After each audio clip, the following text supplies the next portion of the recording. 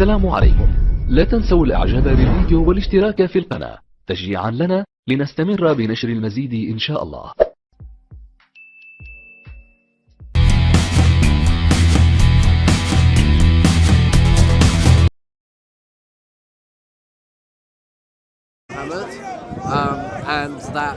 And that Muhammad fits the definition of a prophet in the Deuteronomy, and I argued against that by saying that he encouraged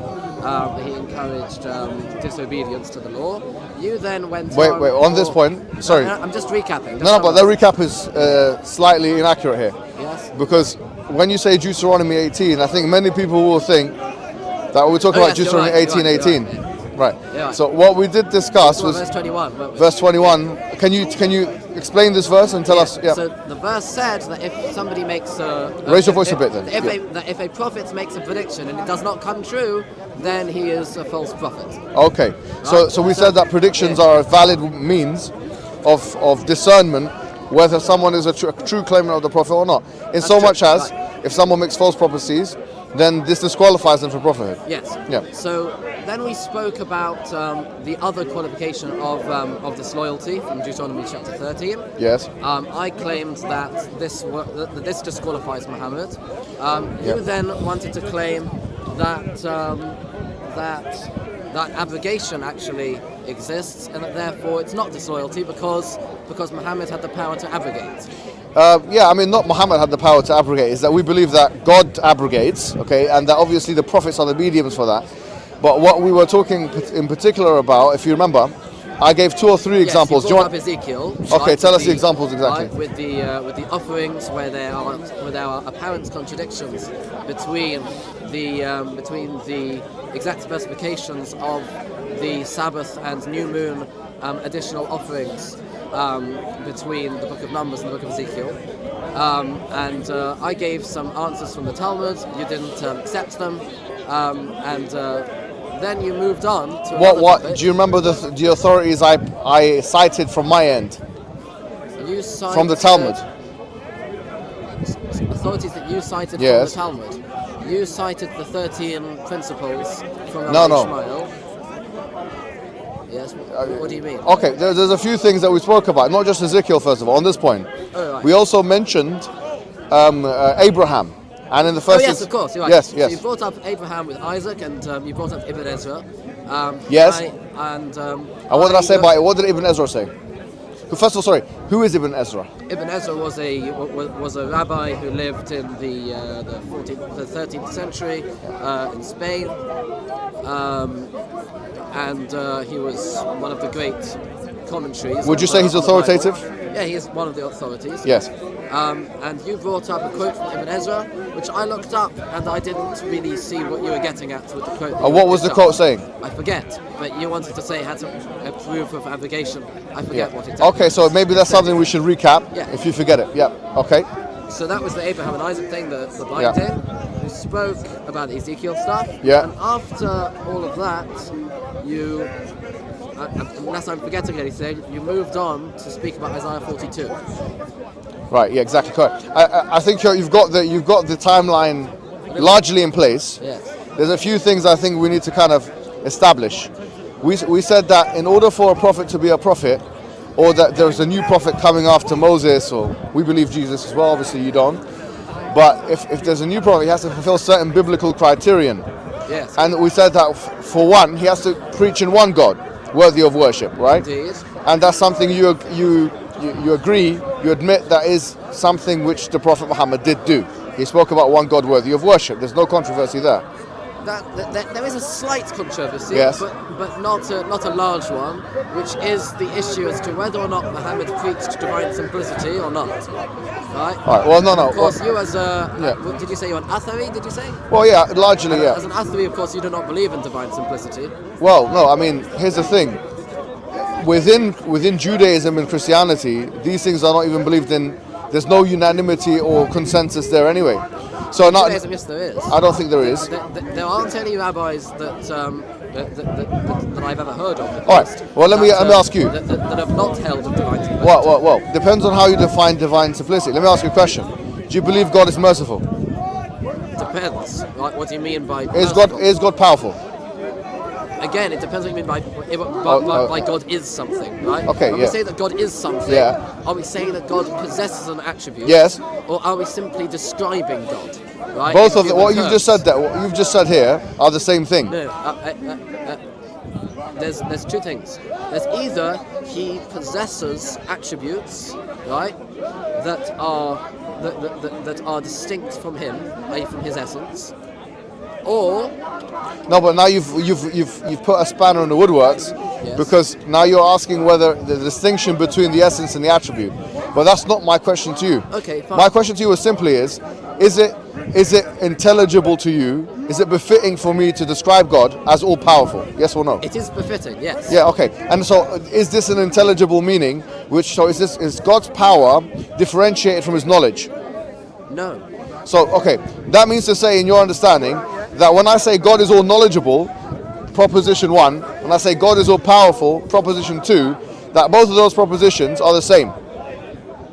Sort of, and I'll explain why. Okay, I'll explain why. yeah. Because the first word of each of those statements, God, in Jewish terms, means both of those things, right? God is in essence all-powerful and is in essence all-knowledgeable. What does that mean? That means that there is no distinction between... No, when you say, sorry, I don't think you understand my question. When you say God is all-powerful, what do we mean by God is all-powerful? What are we trying to communicate here? It means that he has no limits into what he can do. Okay, and when we say he's all-knowledgeable, what does that mean? It means he has no limits in what he knows. Okay, so these two things are different, right? On a human level, yes. Okay, good. So that's now you've just denied that reading of divine simplicity, which indicates that different attributes are all the same. We actually, by the way, just so this is something similar to what we have a group in Mu'tazila yes, group. we agree with them. Fine. Nevertheless, whether you agree with them or not, you've still not been able to solve this issue, which is that when we communicate in human language, and we say that look, God is all powerful, that means he has no limits to what he can do.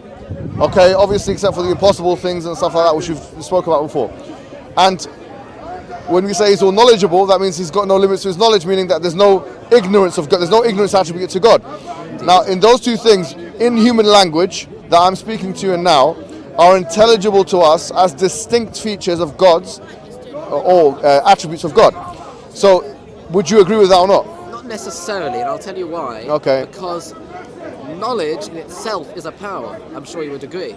No, we're talking about two different things here. Yeah, because when we say that God is all-powerful, he is limitless, right?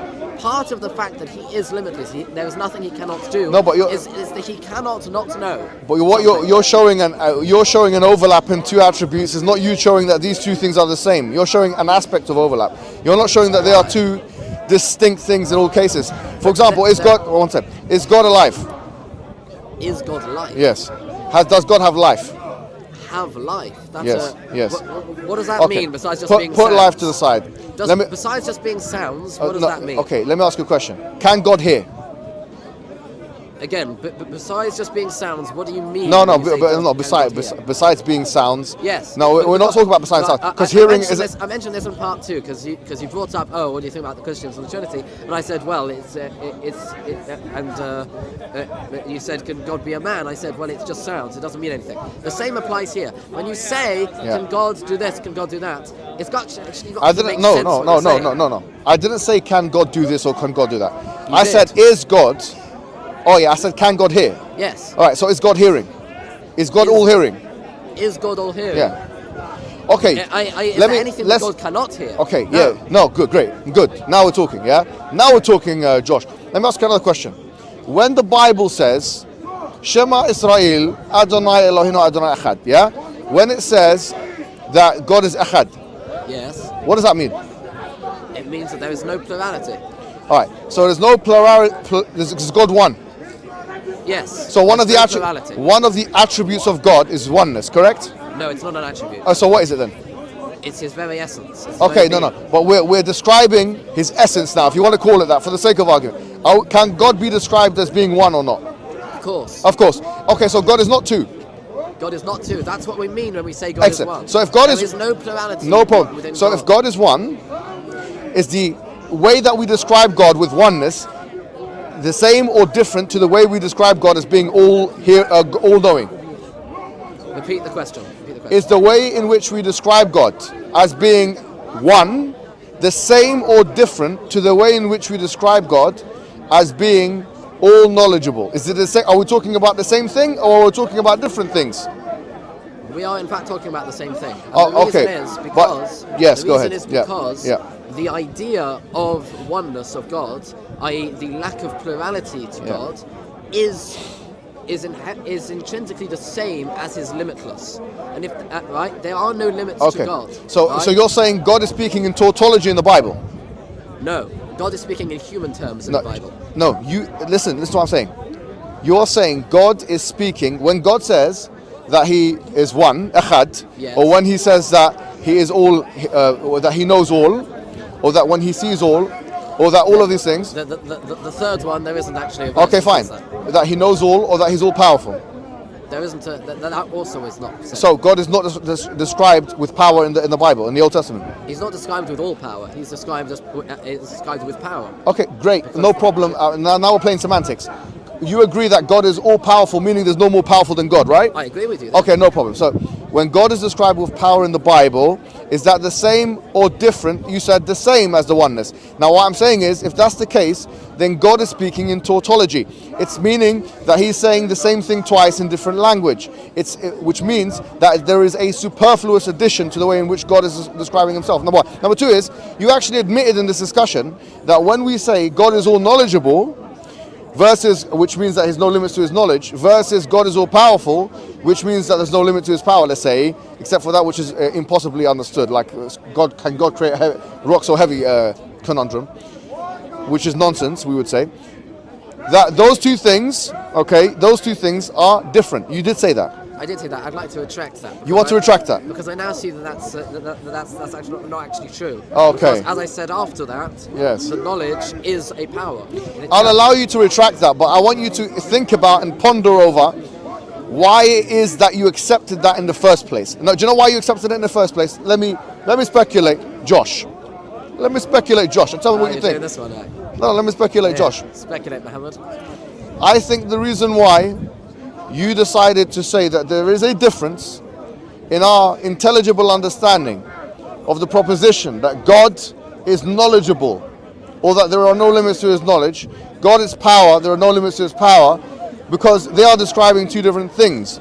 Now you're saying, actually, I want to retract that statement, and I want to say that there are limits. The reason why you're doing that is not because of the logical argument presented in front of you. It is simply because you are trying to squeeze divine simplicity. You are trying to squeeze this idea that there are no actual attributes of God into the biblical discourse. There is nothing in the Bible, and I'll challenge you, in fact. Let me challenge you right now, Josh.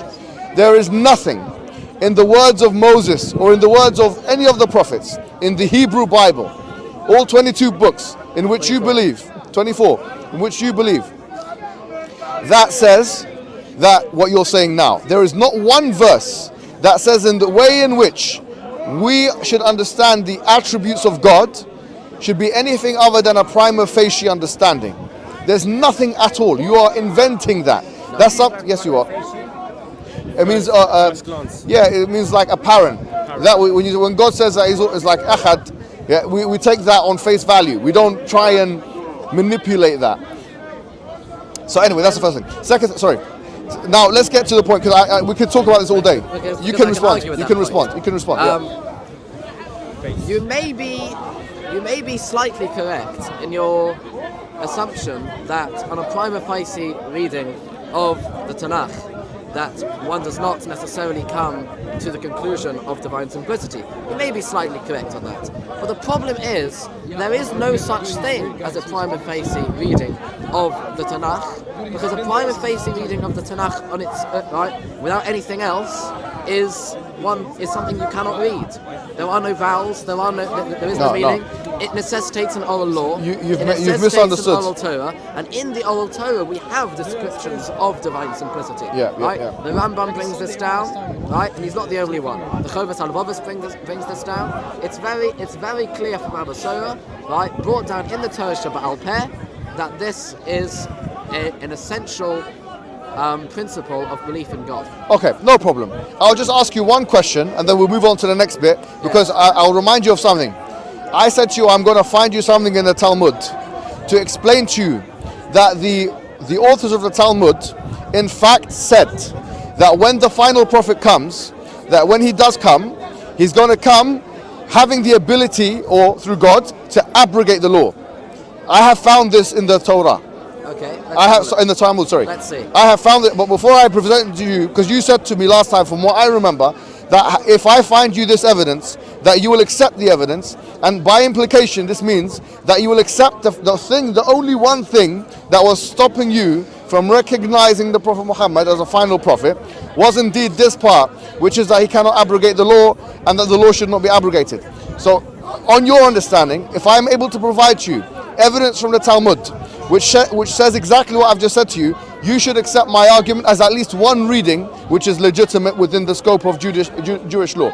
Number one. If you bring me evidence. Yes, I will. If you bring me evidence. Yes. Which is indisputable. Yes. Which is the way that we have classically understood this piece of Talmud. Yes. Then fine. Then you accept it. Okay, remember that. Now, before I go and proceed and present, this evidence, I want to first challenge you one more time, last time, final time, on the issue of divine simplicity. Yes. My question to you is just one question, which is that how is it conceivable, intelligible on a rational level, that something which is referred to in certain language, let's say it's intelligence or knowledge, the knowledge of God, is the same as something which is understood in a completely different way? I want you to explain to me if, and you did accept this conditional, knowledge is described, or all knowledge is described as the lack of ignorance, and that power is described here is the lack of limitation. That how are you making these two things, which are clearly definitionally different from one another, one thing? How is it conceivable that these two things, which are definitionally understood differently, can be seen as the same thing? Because one actually subsumes the other. This is what I was trying to get at before. Right? The limitlessness, the all-powerfulness subsumes the lack of ignorance and the all knowledge. Right? But what you've just one subsumes the other. So all knowledge is simply subsumed into the category of all power. All right. So lack of ignorance is subsumed by limitlessness. Okay, let me come back to you. In fact, what you've just said there is incriminating. Why? Is intellectually incriminating. Why? The reason why what you've just said there is nothing but intellectually incriminating is because to say something X is subsumed by Y is to indicate the differentiation between X and Y. Meaning, if I say the mother or the baby is contained within the mother's stomach, that is to distinguish between the baby and the mother. You cannot say something is subsumed by something else unless something else exists in the first place. So that's done. That's actually that's done, Josh. No, it is. It's an entailment. Not true. Yes, it is. Not true. No. Unless it's tautological. The only other way is that it's tautological. And if it's tautological, that means we're describing the same thing. Do you know what a tautology is? Yes, a tautology is where you say one thing and then you basically say it again, but in slightly different language. Okay. In a way that yes. You're simply repeating yourself. So if you say that God's knowledge is the same as God's power, and you're saying they're the same thing, they're the different language, there's only one option for you if you're saying that they're not different, which is that they are tautological. That when God speaks about knowledge, he is speaking about power, and when he is speaking about power, he's speaking about knowledge, which of course would corrupt the meaning, corrupt not only the prima facie meaning, but any type of reading of the Hebrew Bible. Because if you understand it that way, that means when God's speaking about things which are applied to knowledge, and then he references his knowledge, that he's actually referencing his power, and vice versa. And so there is not even one master key category or one master key attribute which everything must be so-called subsumed by. Because then one could argue, what about the will of God? The will of God, is the will of God different, or is it differentiated, or is it similar, or is it different to the power of God? Because the will, and I think we agreed on this beforehand, will is the choice to do A over B or B over A. That's what will is. Having choice and will means that you have an ability to choose A over B. You have the power to choose A over B. No problem. Yes. But if I say that he has the ability to choose A over B, that's referencing a different state of affairs to just saying that you have power. It's conceivable, therefore, to have power without will. No, But it's not. You can't be all-powerful and yet have power which is lacking. No, I didn't say all power. If you listen to what I just said, I said it's conceivable for something to have power but not will. I'll give you an example. This mobile phone right now, this mobile phone has power, would you agree? I think you would agree. Yes. Alright, so if this mobile phone has power, it has no will, it's not volitional, it cannot choose A over B, unless of course I decide for it. So in other words, it has no decision making ability, however it has power.